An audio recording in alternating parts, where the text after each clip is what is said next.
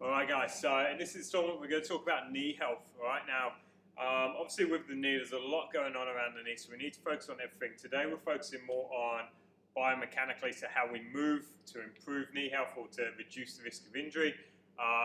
Obviously with knee health you have got a lot of stuff, musculature as well, especially with the hamstrings, so you do need to work on this as well. We're not talking so much musculature at the moment, we're talking more biomechanically and kind of how we balance, how we move on each leg, and just throwing in a few exercises that you can do for that before, after a session as movement prep, as a cool down, or supersetted. You can superset some of these exercises in between your key lifts, as long as it's not going to fatigue you too much. So these might be good for, say, working in between an upper body session rather than working the lower body, because if you're doing some of these you're going to fatigue yourself for your key lift. Alright, so to start off with, we're going to use a kettlebell. Use pretty much anything you got a handle to. We're just going to go single leg round the worlds. So I've got a nice tight grip on the kettlebell. I'm going to come balance on one leg, okay, get that nice and sturdy, and then I'm just basically going to pass the kettlebell. It doesn't matter what direction you go, pass the kettlebell around. I like to do this one barefoot most of the time, just so you can really kind of get a feel for that balance. Alright, so obviously you want to move as little as possible, passing the kettlebell around. If you want to make this harder, you can go on a softer surface, on like softer matting, and that's really good. You're really going to start to feel that wrestling matting, jiu-jitsu matting, or you can start to move the knee up and down, and as you can see, you're going to test your balance a little bit there.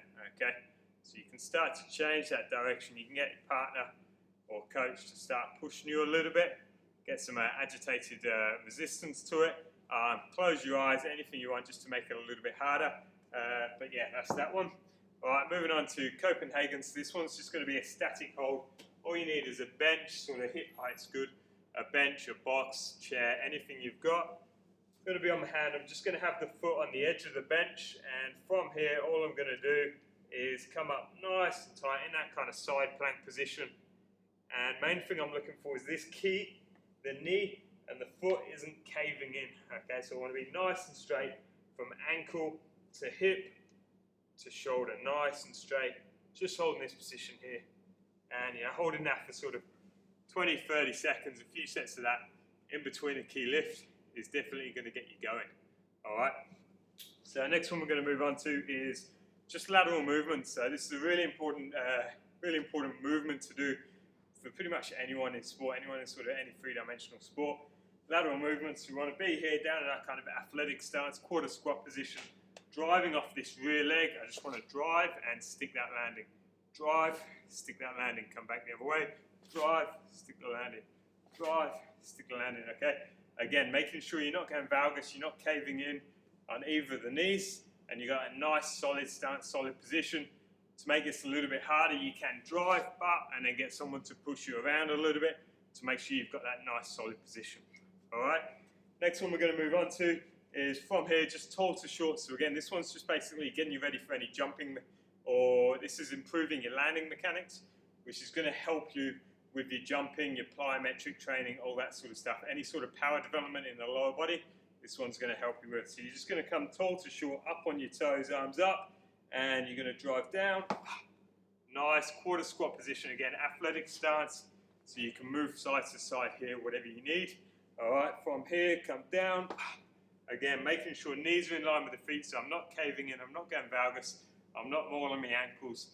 Coming down to that nice hard position, and if you've got a coach or partner to make that one harder, you can always get them to push you around when you're down in that tight position, okay? And you should be ready to jump and develop maximal power from that landing position in any direction. Do whatever you need as fast as possible, okay? To make it harder, you can have the agitation, or you can, for example, move around to the side again, making sure the knees aren't caving in.